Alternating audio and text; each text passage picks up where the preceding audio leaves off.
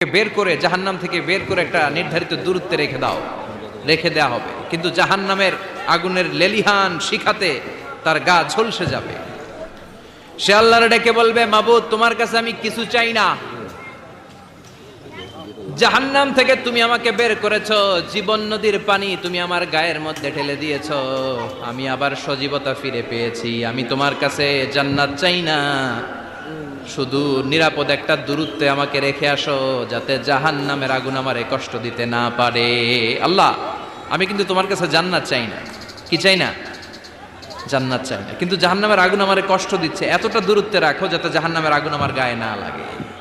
আল্লাহ বললেন, ওকে রাখবো, কিন্তু আমার সাথে একটা কন্ট্রাক্টে যেতে হবে যে এটা তোমাকে দিলে তুমি আর নতুন করে কিছু চাবা না। সে বলবে আমি রাজি, কন্ট্রাক্ট হয়ে যাবে।